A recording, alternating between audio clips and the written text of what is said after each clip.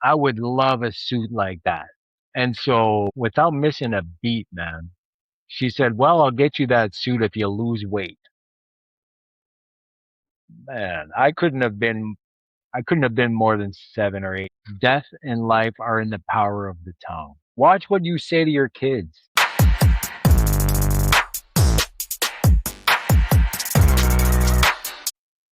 Hey, welcome back, everyone. This is Garage Talks by Daditude. And listen, I'm going to touch on some points today where I have conversations in the garage all the time with individuals one on one. The whole initiative in the garage is pulling in, giving you the work order, and then repairing what needs to be done in a proper fashion, right?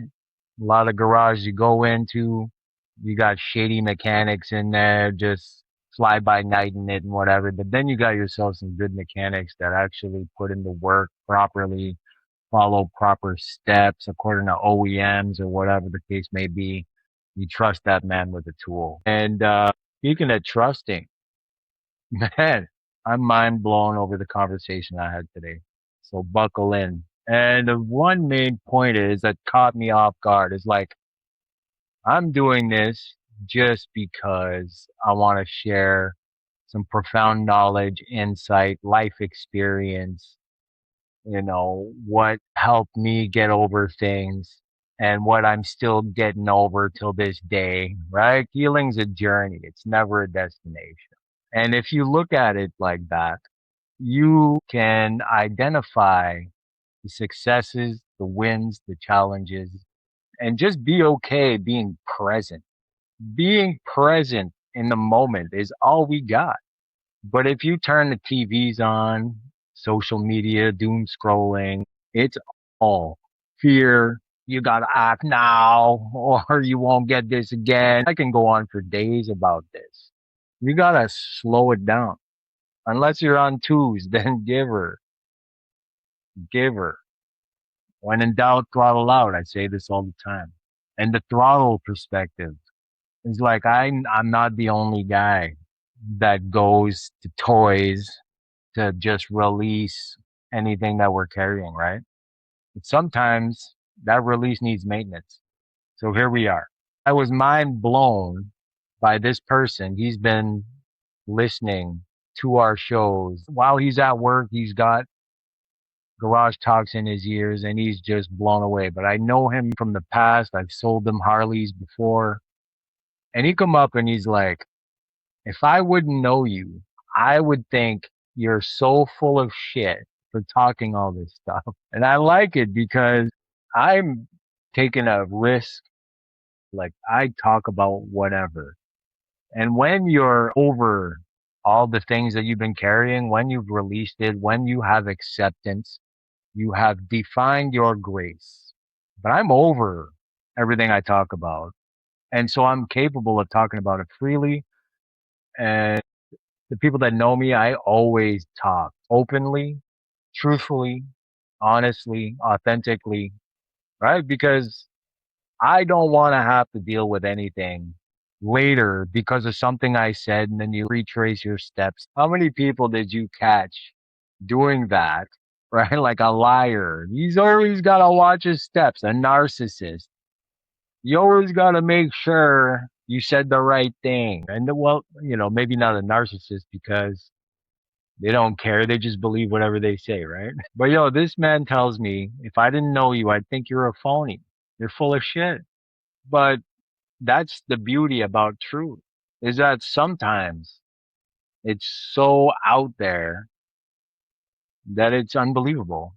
And so life experiences usually end up being testimonies, but you got to go through those tests. I had fun talking to this man. He's awesome. So I'm doing this to help anyone. If if anything that I've been through or my guests have been through, and the one-on-ones that I am currently promoting, right, which is a banging deal to get a free inspection, but society doesn't want you healing because a healed patient is a lost customer. And that's just what it is. This stuff I talk about is taboo. And you know what? I'd rather not talk about it. I really would. I'd rather just swallow my demise and not give an F and just do what I got to do to provide for my family.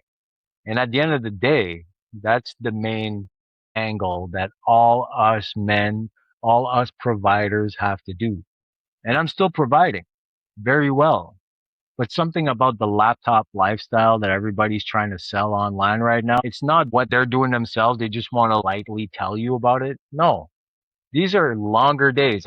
What I used to do, I used to haul cars, and hauling cars is badass. I drove every single car out there. I got to know them all intimately. I do car shows coast to coast. It was amazing. I can go on for days. But there's car haulers and then there's transport truck drivers. That's what we used to say. So I'm providing still very well. And when I was running those roads, yeah, legally it's 14 hours in Canada, 13 hours driving, 1 hour off, all this BS. You got your 8 hours sleeper berth. You got to defer your shit, whatever. You can stretch it to 16 hours and then so on and so forth, whatever. My road hammer friends out there, you know what I'm talking about. But the way it worked with cars, man, you got to get yourself to that next loading spot. The more loads under your belt, the more money you're making as a broker. And I was just like bred to hustle. So 18-hour days all day, all week long, man. And then you come home, you're underneath the damn trucks, you're getting everything fixed, you're chasing that next fix, pun intended. This laptop lifestyle, the only thing that is the same is the hustle. There's no stopping. So I run an environment where the conversation is a catalyst. Nothing gets done without communication. Whatever it is you're doing, you're talking. But this consists of marketing, sales, advertising, lead gen, hunting, cold calls, warm calls. You're constantly out there. Do they tell you that when they're trying to sell you a course? No, it's all easy. I show you how, man. 3 hours a day and you're freaking living on the beach in Maui. So stupid. So stupid. And here, this is the funny part.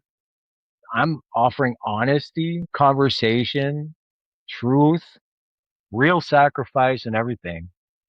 And this man ends up telling me, like, well, a lot of people think you're a phony. Well, go for it. That was what makes me laugh. You know what I mean?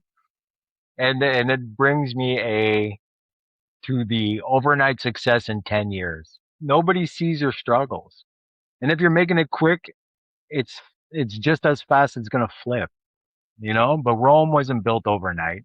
If you want solid foundation, you gotta build it on a rock. That rock for me is my life experience. And I hope it engages interest or, curiosity inside you guys because I'm still gonna be here tomorrow and the next day and the next day. And you do want to have that conversation, I'm right here for you, ma'am or sir, doesn't matter. The part of the conversation I had with this man made him reflect on how good he had it growing up. And I don't know about you guys, but when you're living in your own head full time, constantly, are you actually thinking, man, I hope that person is good? I hope that one friend, that one cousin, are you constantly thinking about them and their well-being? Or are you like, man, my life is so shit. I just can't get over it today. I don't know what I'm doing. I've lived on both sides of those spectrums. Because when it's dark, it's thunder showers. And how do you get out of that storm? So 20 years ago, I would interact. If I was in a storm, I would purposely go out and interact. Sometimes it was hard, but I knew that's what made me feel better is to communicate and bring positive light to others. So even if I had to drag my ass out, I did for that simple fact. Because those clouds are gray, man. But today, not only do I pray Matthew 11:28, today is hard because everything is laptop lifestyle. Everything is digital. Communication is scarce. Interaction is scarce. Connection is scarce. These tools, starting from Facebook, MySpace, MSN or MSM or whatever, all these tools were created to bring us closer. In fact, it has divided us even more. And over the last 10 years, we don't even need to, bring that shit up. The last 10 years has been vital to exactly what I'm talking about. But these very tools are splitting us apart. So, what, in my opinion, on what I'm seeing on these social platforms is it's algorithm driven. So, everything that we're seeing is congruent with what you're searching, how you're feeling, what you're talking about. It's crazy, but it comes up like that. So all I see is people trying to sell me another damn course. And if that's what you see from me, I'm trying to clear that smoke up right now. How do you thank a friend? This is a saying I was told a long time ago. How do you thank a friend? You freaking pay them. Pay it forward. Somebody gives you something, pay them. Now, payment, is it just by currency? No, it's kindness, it's action. Give more than you receive. Just give more than you receive. And which leads me to the one part of the conversation I was having. What's going on with society?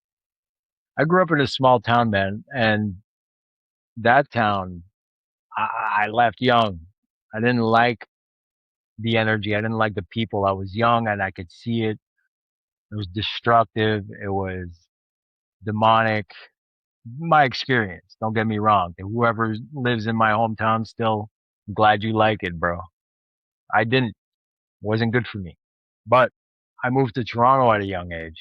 And that town, still till this day, but even back then, in order to earn trust, you're going to have conversations and experiences with certain individuals. Otherwise, nobody says hi.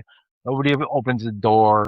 Now, don't get me wrong. This is just a large assumption, a large opinion, because there is those occasions where you're blown away by people's kindness.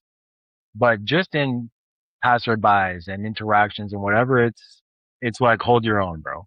And so today we were talking about how Eastern Ontario is and how it's conforming to be like a big city like Toronto.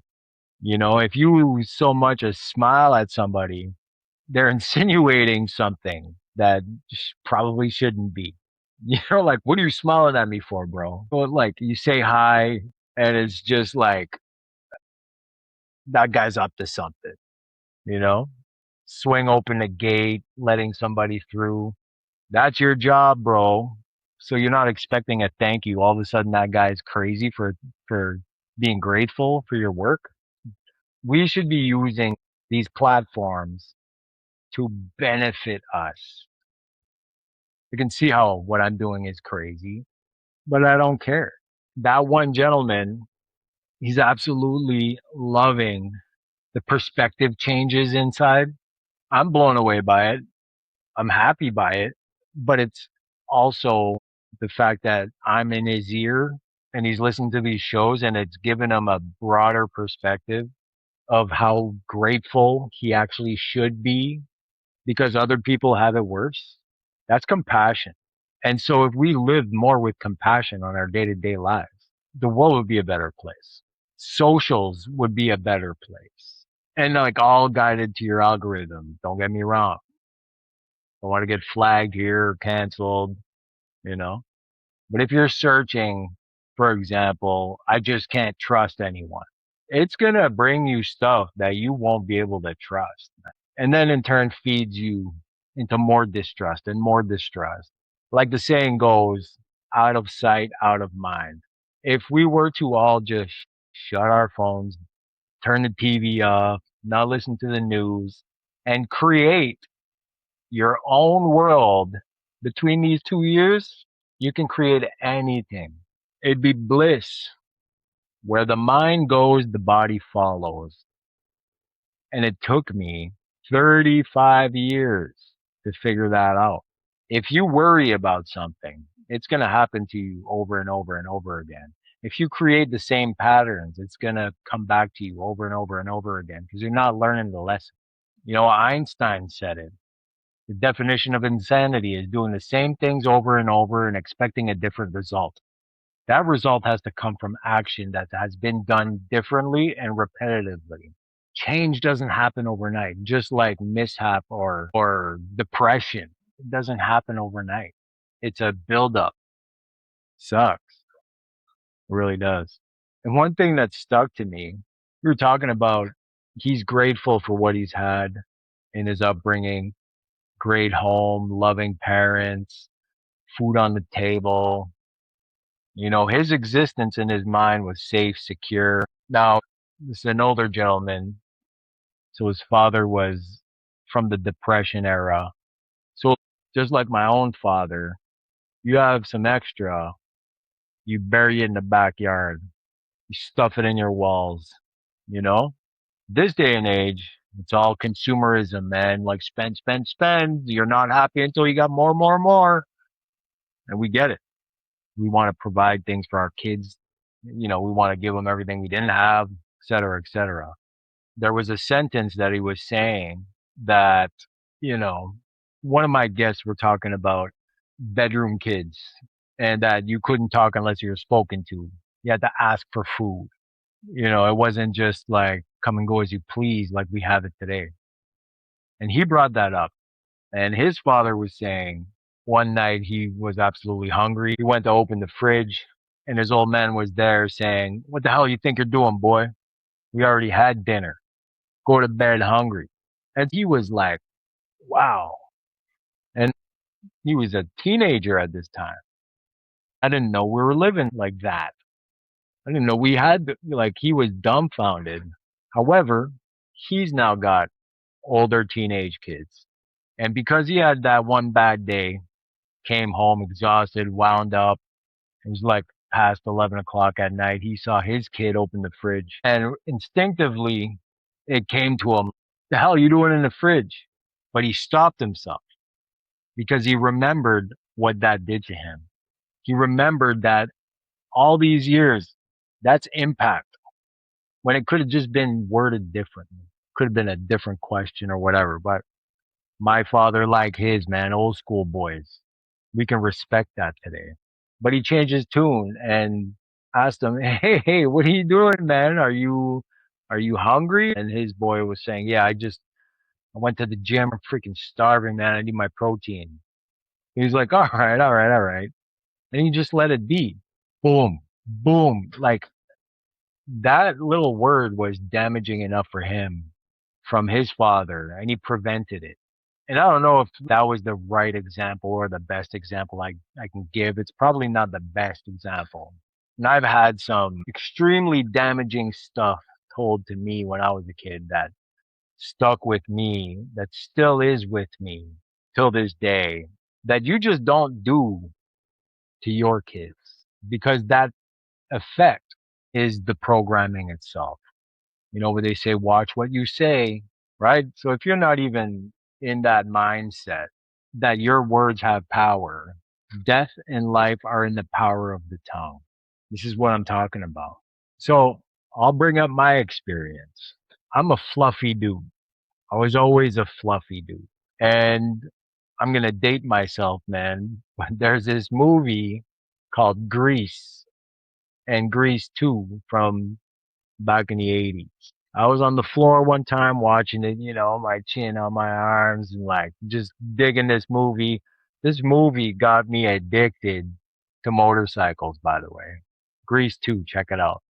It was Michelle Pfeiffer's in the movie. And I can't remember the main guy actor's name is, but they're all decked out in tight ass leather, the 80s.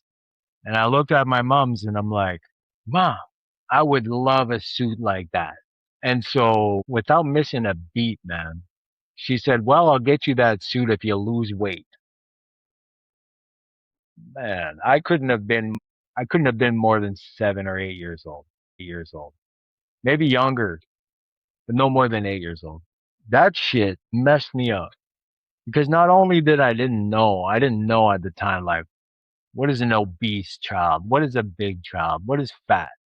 Innocent mind corrupted, and that still stays with me.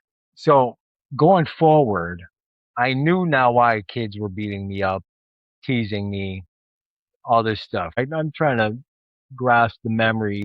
Going forward, though, I seen why I was getting beat up, why I was getting picked on, but I was conscient about it now. Not knowing why, asking why. Why am I not like them? God wasn't in my life. I was Catholic. God wasn't there. So I couldn't have been like, why'd you create me like this?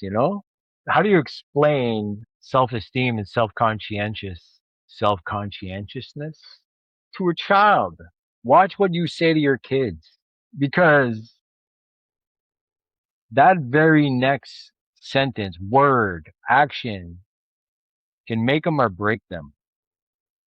Now, don't get me wrong, boo is me, woo hoo, cry me a story. Tell you a story. I was always very rebellious. I did whatever I wanted to do.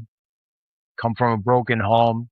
By the age of 12, I was roaming the streets, doing whatever, man. Street lights came on, you better be in that bedroom, right? That's it. By 14, though, you know, watching people get thrown through drywall and people getting choked, it just had become normal in my household. So I couldn't have it by the time grade 9 hit, I started smoking weed. And that helped. Helped. I didn't know. I was very sheltered.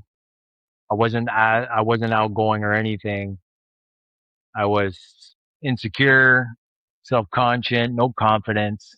I'd only talk when I was spoken to. So I started smoking that J. That changed me. Yes, it does have some benefits, but it ultimately destroys you. Anything that anything that God put on the planet was for the benefit of man, but there is the case of abuse, overuse, taking it for granted, whatever else. But if it wasn't for that, I wouldn't have found my voice. Nonetheless, my voice didn't stop after that. So I was like, I became a mouthpiece. I was defending myself, whatever. I didn't care. You know that feeling. I don't give a shit, blah, blah, blah. And it wasn't for attention. It was, I was breaking out, broken home, whatever, keeping reminding. So now like after that, so many things. But in 2008, I ended up breaking my leg. And I wasn't close to my family. Like as a unit, I had a small relationship here, small relationship over there. But in 2008, I broke my leg. And I'm trying to give you context. But the point is, I had no one to give me a ride home.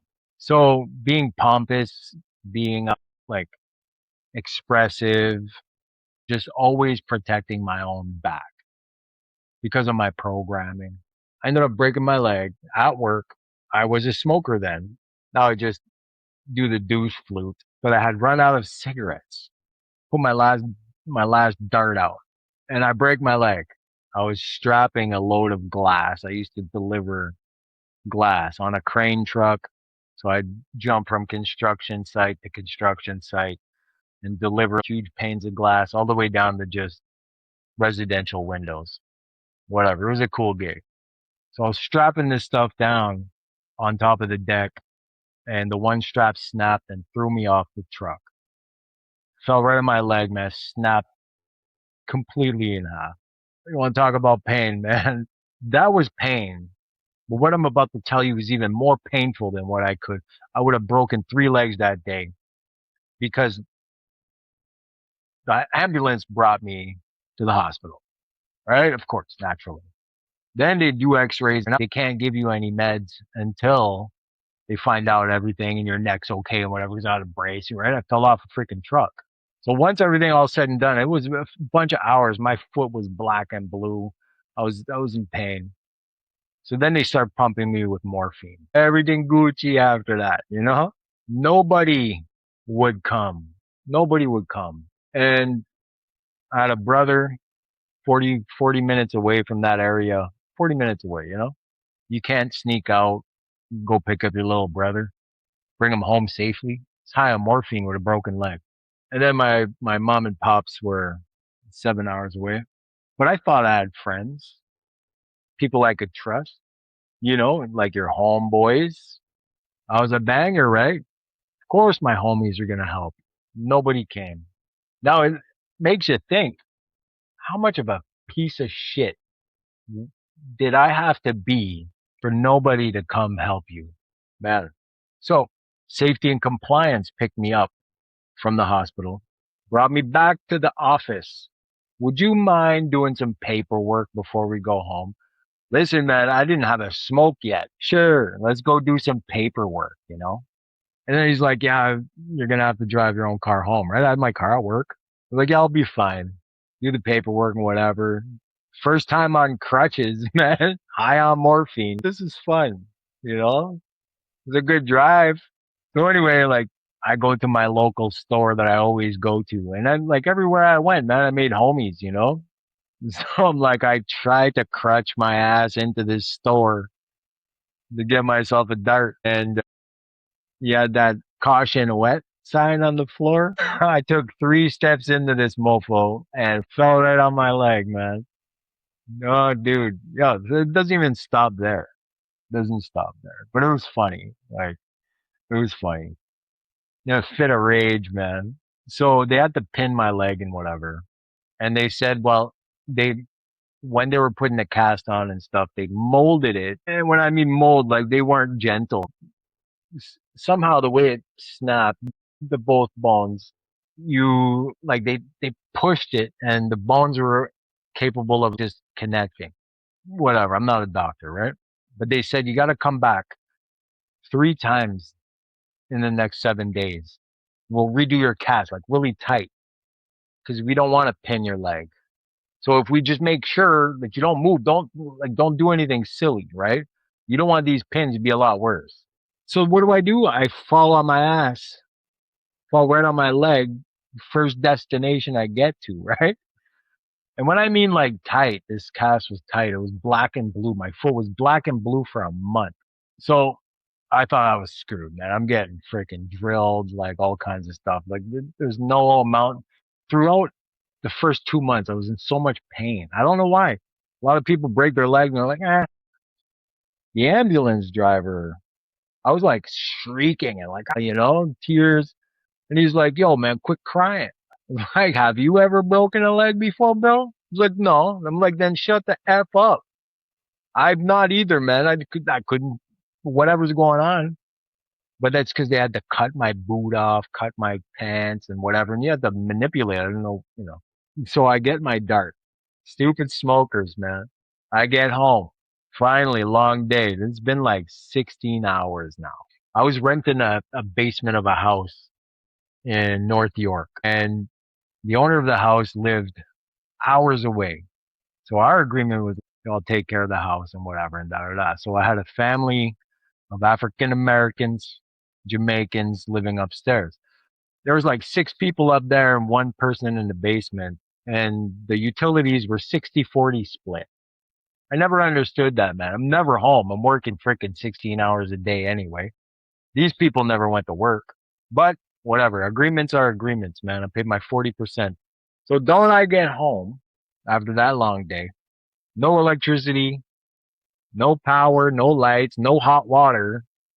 Yo, you want to tell me what did I have to do to deserve this? A, my family or friends ain't coming. Nobody's coming. B, like you pay your portions, man. You just keep getting reamed, right? I couldn't shower. I didn't know how. Like I like holy shit. I'm for like a week. Want to talk about that stank, you know? So all this on top of that, I was always seeing this little thing, this blonde lady, girl at the time. I was young too, right? Wasn't she wasn't she cheating on me with another guy? Got pregnant and led me to believe it was my kid for 3 years, and would just put it on me like you're a piece of shit, you're whatever, la la la. This is all at the same time. I was going through that when I broke my leg, right? And so you go through all these things, and at one point you're like, I don't like my life anymore. Who the hell? And of course, it's not just this one incident. Like I was a jackass, but a funny one, unquote. I was always the positive dude and whatever. But I had a vendetta against the world, man. They owed me something from since I was a kid. I was getting beat up and teased and whatever and da da da. And like I rebelled completely, making all the wrong decisions. Intuition, what's that? I was told I couldn't trust that. Remember? You're making wrong decisions all day long. It's gonna catch up to you. You're either gonna flip, hang it, or change. So I lost it. I lost it. And at that time too, I was slinging cane, doing whatever. Like equipment was coming in and out of my hands, flipping that, making money. Like I didn't give a shit. I was selling anything I could put my hands on. And so when this whole leg thing happened, when I could finally take a shower, it was like enough is enough, man. At that point, when I tell you my leg hurt so much it had to be up in the air, like my toes didn't get color back. It's funny because I'm gonna go back. The first time I had to go to the hospital after that, I still haven't showered. I had to go get the cast changed. High on morphine. Crazy. Humberview Hospital, I think, on Albion Road or something like that in Etobicoke. I can't really remember. It's been a long time. I go there. There's no parking. Okay, there's no parking anywhere. There's no parking anywhere in Toronto. So I'm at this freaking hospital. The only spot I find is like in that back 40. So I had to crutch from all the way to the back to wherever I had to go. Still not a pro on crutches, you know? Freaking hell. Did that 3 times that week. And sure enough, if I wasn't wearing a work boot, I'd be all pinned up. I'd be all pinned up. My legs be, so, grateful or not. So during that time, I gained so much weight because I was eating takeout and Burger King. And I think it was 5 months in, I was probably close to 280 pounds. And then at this time, my mind had flipped on all kinds of things. And let me tell you about women and who you decide to keep in your circle. 90% of your happiness or misery is judicated by the company you keep. So if you want to entertain stupidity, that's all you're going to end up getting is stupidity. You might not know that's what you're entertaining at the point because we know everything, right? Like we're young. I'm going to keep doing what I want to do because it's satisfying a need or filling a void for that moment. Quick decisions, hard life. Easy decisions, hard life. Hard decisions, easy life. Write that down. It's in the playbook too, the garage manual. So I legitimately flipped my lid. I was worthless to myself, let alone anybody else I thought cared. I went in, I crutched my ass. By this time, I'm a pro on crutches now. You know what I mean? Doing tricks. I crutched my ass into the gym, a real good gym, MMA fighting gym in Etobicoke on a Queensway. And it's still there. Maybe I'll do a shout out. Extreme Couture used to be, you know, banging during the UFC days, like the hot UFC days. I crutched in there. They all laughed at me. They're like, this guy. But I told them bits and parts of my story. And hindsight's 2020. They told me later, we didn't think you were gonna make anything of yourself. And that's it.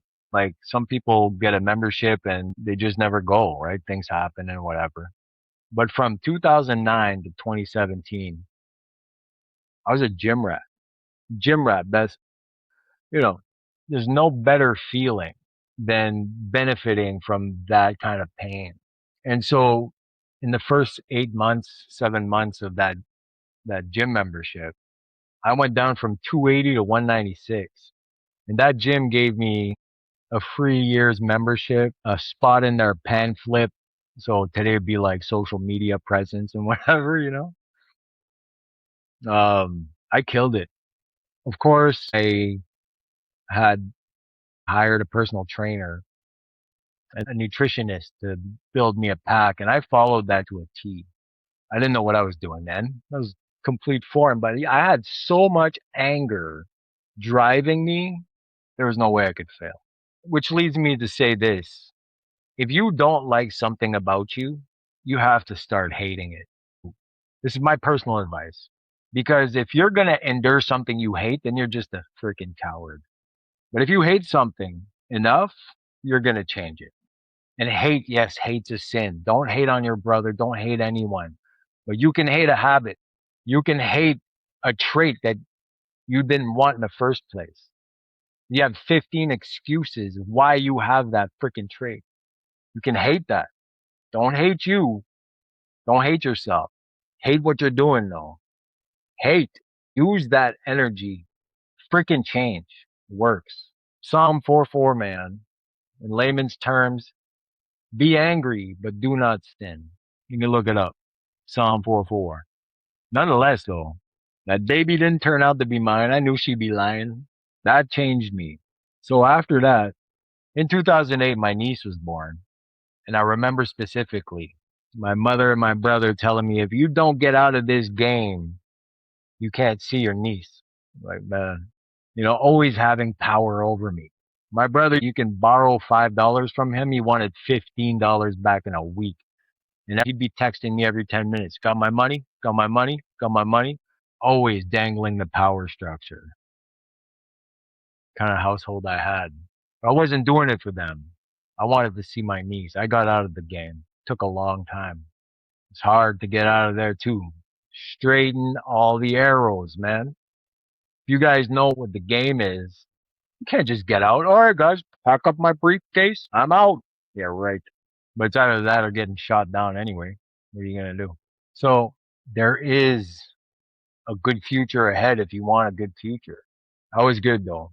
This whole entire conversation was about what affects you as a child, what somebody says to you as a child, what you keep as a child thinking it's truth or belief and you didn't even know. So it takes a certain amount or it takes a certain situation or experience to pile up to make you realize that this shit can't go on any longer. And I've had more. This is 2009, 2012. Same cycle started happening all over again. If you guys want to know about 2012 and on, I did talk about it in some clips, but we can do another show on there. But this show here was about that. Definition of insanity, right? I would keep doing the same mistakes until you learn. But only this time I looked good. I was in perfect health. But going forward from that point, from 2009, I got close to my niece. I got close to my brother, but that was for my niece.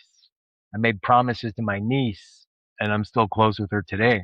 Crazy how old she is now. But I wanted family. Sometimes family, you got to create it. There's a saying I said a lot is, I got family that ain't blood, and I got blood that ain't family. And sure, you can't pick your blood family, but you can definitely pick who you call family. And family, I sound like freaking Vin Diesel right now. Mi familia. But family's trust, loyalty, commitment, value, worth, trust, loyalty, commitment, family, worth, trust. Now, you have to put in. You have to put in. You have to give more than you receive. Give indefinite trust. Give your trust until somebody proves you off. Don't withhold your trust and make somebody work for it. No, offer it. Offer your trust. Innocent until proven guilty.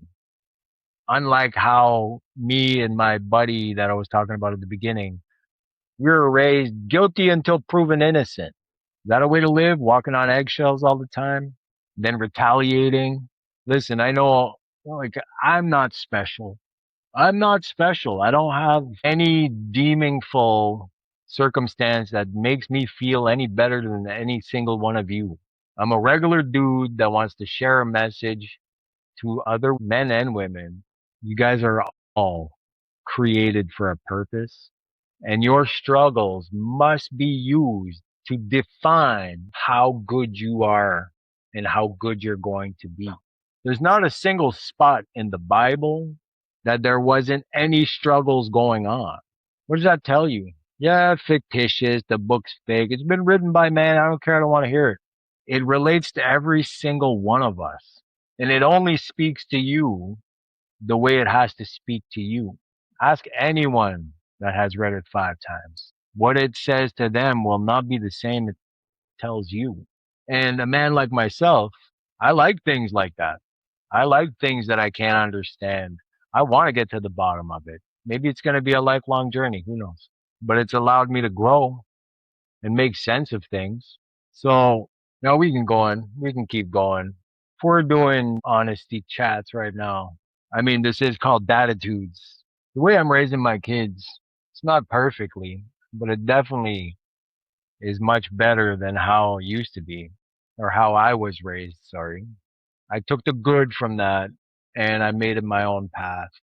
And I have a wonderful family now that supports me, supports this channel, supports this show, supports everything that I'm doing. So in my mess ups, I can easily turn to my family, my familia.